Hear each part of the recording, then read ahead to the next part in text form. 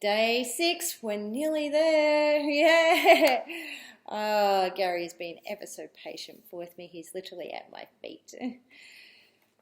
I know it was a big, heavy topic yesterday, and it's still a heavy topic today. So once again, I have the disclaimer. I'm going to say the disclaimer that you will need to do what you need to do to look after your own mental health. And if this is triggering for you, please do what you need to do to help with the triggers. Like I said, I can give you the triggers to treasure exercise, emotional release tools, and all that sort of stuff if you are interested. Nonetheless, please, like I said, I cannot reiterate enough, look after you, because we're going to be dealing with a couple of topics in regards to this video. First, before I go into it any further with this video, I need to have a soapbox moment. Okay, please forgive me. I am doing this. Check in at least once every 3 months, 2 to 3 months actually, once every 2 to 3 months. Who cares if it's annoying? I don't care. Like I said, the only guarantee we all have as humans is death. Now, your pet might be like mine, Marnie, 12 years old, quite happy and healthy, no problems. But I might get in a car accident, hit by a car. One of those 8 ways we listed yesterday, I could die. You know, there's so many ways I could die, tomorrow, in the next moment, or in the next hour even. And do I have someone lined up who can look after my pets? And have I checked in with them? Yes, I have. Both of them? Yes. If they have to be separated, you really have to deal with this, especially with senior pets. This is a big thing.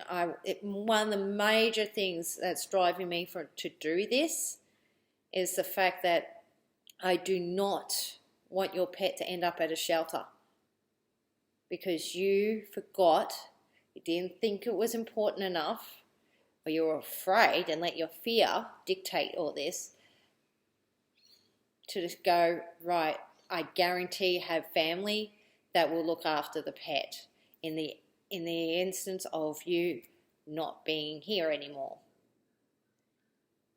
Because you could die before your pet does. I need you to sit with that for a moment. It's vitally important. I see it so much. So many senior pets end up being surrendered because the family doesn't want it. No one in the family and friends wants this old pet. They don't want to deal with it. So it ends up at a shelter. So please, go find family, friends, whatever. Even look into your own communities.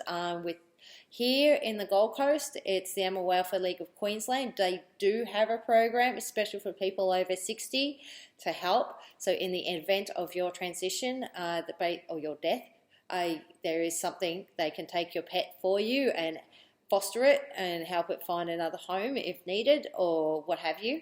They've got something in place you can be part of, okay, and sign up for. Otherwise, yes, check for your local animal welfare organisations like RSPCA and all that sort of stuff. See what they've got going in regards to that could possibly be of assistance to you. Please. Okay, now I've had my thank you for allowing me to have my little soapbox moment. We're going to move on. So a lot of what we're about to cover is coming from my Pet Tech class. So Pet Tech is an organisation that's based in the US, but I'm qualified to teach, it just came out, as an instructor. I'm licensed to teach the Pet Tech brand of pet CPR and first aid. And one of the things Pet Tech does is a thing called caring for your senior petizen. See? And I'm just going to go briefly over a few points from that. I'm not going to go full into it. Honestly, I'm going to promote it because I'm a big believer and a big supporter of Pet Tech. And there's classes internationally, generally speaking, not a lot in Australia. I'm the Southeast Queensland person, so you're going to have to travel to me. And you will learn this. You'll learn pet CPR, first aid, and care if you do the full Pet Saver class, which is the only class I teach because, to be brutally honest, it was life-changing for me when I first did the class. So it's the only class I teach.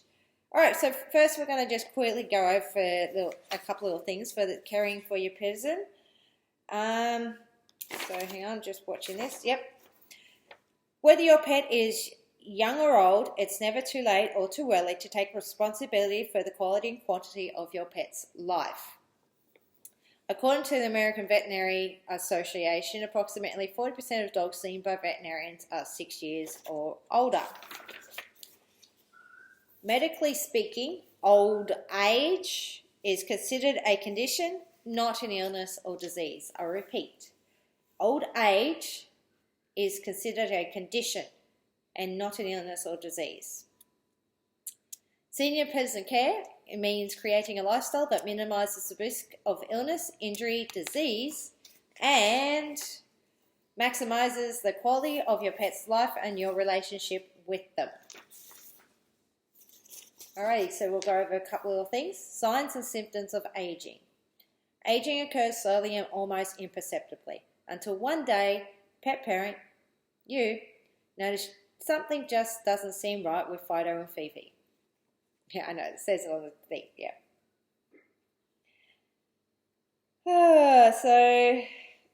Anyway, we'll keep going. Young and old pets have a reduced ability to withstand the effects of infection, injury, and disease. And with Senior Pets Care, the new rule of 7, when your pet reaches age 7, it's time to start thinking of your pet as middle-aged. If your pet exhibits any of the signs and symptoms of aging, promptly schedule an appointment with your veterinarian. We do. It's a case of Pet Tech is trying to empower you as a pet owner, as a pet parent, but also the fact that we want to reiterate veterinarians have a role, definitely have a role. There's a whole heap of warning signs and symptoms that I won't go through over it now, but I'll just pick 2. Warning signs and symptoms of aging, basically excessive panting, stiffness in joints, and decrease in activity. There's a whole heap of more. And by the way, every Pet Tech instructor does this slides. They're same universally, or I should say globally, because of the way the license is. So if you do a class in the US and then come over here to Australia, I'll be teaching the same thing. So yeah, you're guaranteed that. And 3 risk factors. So there's cannot, can, and contributing to your pet living a long time or not living a long time. So 3 risk factors for your pet to live a long life or not live is cannot, can, or contributing. Now, with that, I'm not going to go into it, to be brutally honest, because I'll leave that for the class if you feel drawn to do it. But to be honest, please do find your nearest Pet Tech class and do it, especially Senior Pets Care. It will help you immensely. Now, the following is coming from this, Knowing Your Pet's Health. Unfortunately, this book is no longer available. I think they're turning it into an ebook. They haven't gotten back to me yet about whether they have or haven't turned it into an ebook. But as soon as they do, I will see what the deal is and see if there is a deal, because this isn't free. This wasn't free, so the ebook probably most likely won't be either. And if you're interested when it does come out as an ebook, please give me the heads up. But it covers a lot. It covers a lot. So as you can see there, got signed personally by Tom Soames and table of contents. All right. I don't know if you can see. Yeah, anyway. So anyway, it basically is quite comprehensive, and in the middle there's something you can take out, and basically Pet Tech Snout to Tail worksheet. Now this worksheet is available for free for you to download off www.snouttotail.com. saveyourpet.today. That's my little URL. I'll put that, of course, link up there, and you can download it anytime and use it. But in the meantime, if you're interested in the ebook when it comes out, please tell me. Please type in the comments below ebook. Or pet tech ebook. Gary's annoying me. Yes, sit. Good boy. Okay, so unfortunately we are dealing with senior pets, so we're going to deal with the topic of euthanasia. Okay, it has to be said, because I've definitely dealt with this twice now in two different capacities. If you want me to share my stories when I do this officially, and you think that might be of benefit, then please tell me. Please give me feedback, because Bibs and Putty were two different situations when I used euthanasia. The difference is Bibs was really at the end of her life, like literally, really. I actually possibly left it a week too late, but regardless, it's neither here nor there. It's done. It is what it is, and that was that. And then Putty's was done as a kind of preventative, is because he really didn't have, I saw it as a quality of life thing. Putty's was done. He could have easily lived for another year, 2, 5. I don't know. It is what it is. He is no longer with us. But I did it because I could see the future for him. And a lot of these questions, what we're going to go through here, I went through. I did. And I was just like, yeah. So if you would like me to expand on that a little bit more, please tell me, and I'll do that in the official videos and stuff. Alrighty. Do what you need to do. Take a big, deep breath in. Alright. Although pets are leading longer, healthier lives through the efforts of their petizens, as in you, the pet parent, they will never live as long as we do. Many of us will have several pets throughout our lives that will touch our hearts in special ways. They will each earn a place in our heart that will endure for a lifetime. It is for this reason that deciding to put your pet to sleep can be one of the most heart-wrenching decisions you will ever make. Medically speaking, we have the technology to keep our pets alive, but will that pet have a worthwhile life? Euthanasia is a Greek term that literally means good death. Euthanasia should only be considered when your pet no longer has a cat-dog quality of life, or when the pain, discomfort and suffering are unrelievable and untreatable. This can actually be your final act of love and compassion for your pet. I'm going to repeat that last sentence because I truly believe this. You are not a murderer. You are not wrong in doing it whenever you do it. This can actually be your final act of love and compassion for your pet. I 100% believe that. 150 trillion%. Following are some of the questions you need to ask. Contemplate the ramifications of each question for yourself, your pet, other pets in the home, and family members. 1. What is the end result or prognosis? Goes into more detail in the book, but I'm not going to do that. Like I said, if you're interested in the ebook when it comes out, hit me up. 2. Will their quality of life get better? 3. Do you have the spiritual, financial, and emotional resources for the choice you make? This one's important. Do you have the spiritual, financial, and emotional resources for the choice you make? 4. Have you discussed and fully listened to the options presented by your veterinarian? 5. Have you made arrangements for your pet's body? I'm actually going to cover that shortly.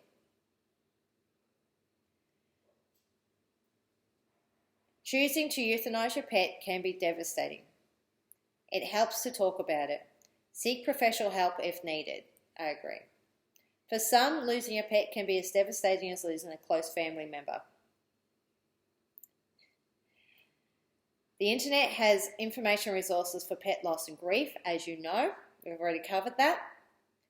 There may also be a pet bereavement support group that meets through your local animal control, humane society or welfare organisation. So, yeah.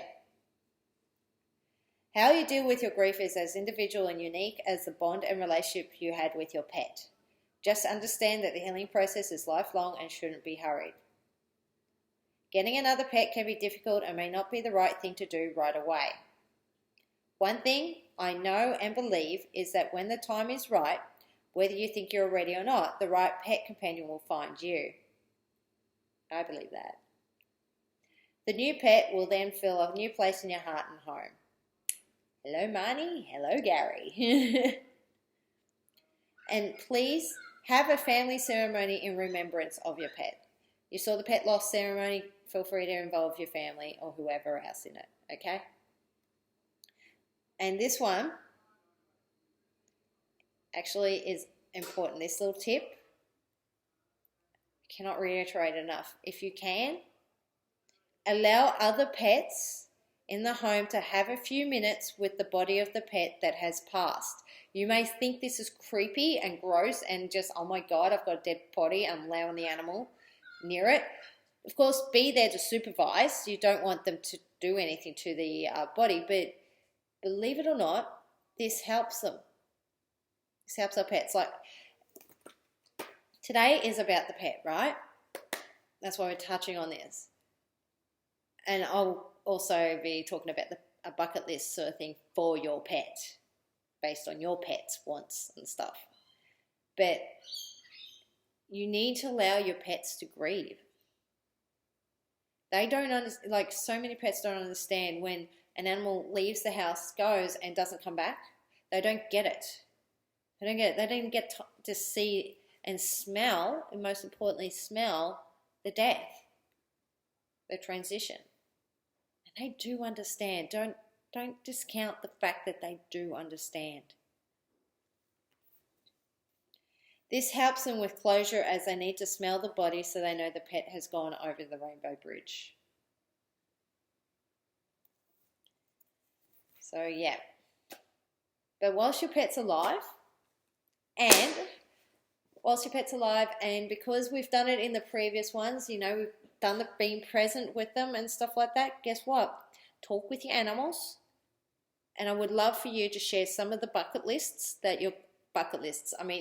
do one specifically for your pet. Like you did one yesterday for yourself. That was yesterday for yourself, okay? That was a bucket list for yourself. But I want you now to create one for your senior pet. It might not be that long because Marnie's bucket list right now is good food, safety, pats. Oh, and allowing her to be herself like she's doing right now and just wandering around. Like hers is pretty easy to fulfill, and that's all she wants, and that's all I'm doing for her every day is trying to fulfill her bucket list, which is good food, good memories, safety, security, lots of love, and of course pets and my attention and my presence. Now Gary's bucket list is a little different. I haven't totally finished it, but that's the thing. You don't have to. You don't have to. Just sit there with your animal. It's going to be different for dogs versus cats. But sit there with your animal and ask them, what do you want? What do you need? What do you require and desire from me? And especially when they're terminally ill and coming to the end of their life, was some things you think it would enjoy?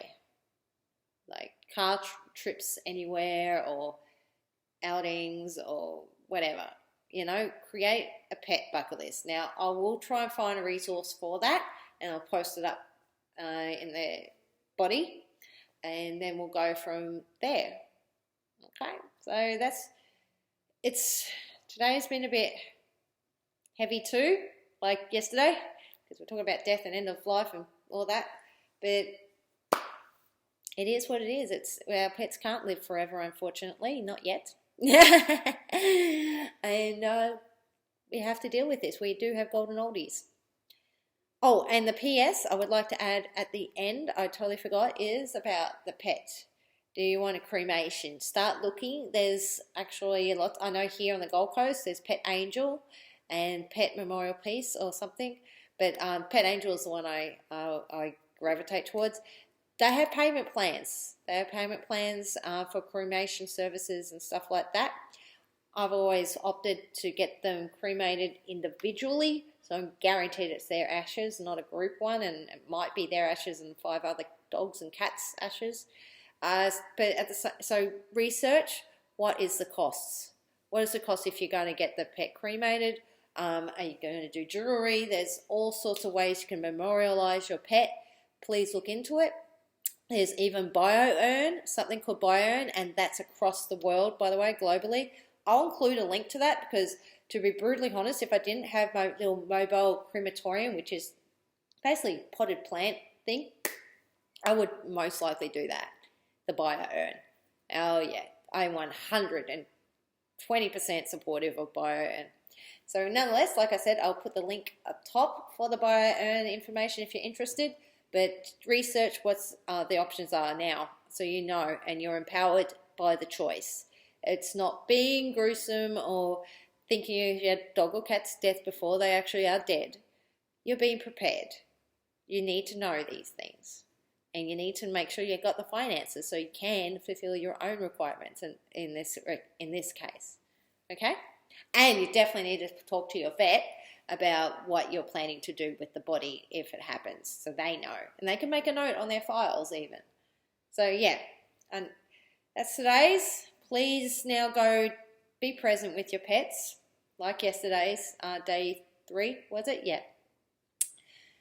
And just enjoy their life right now. And I'll see you for day 7.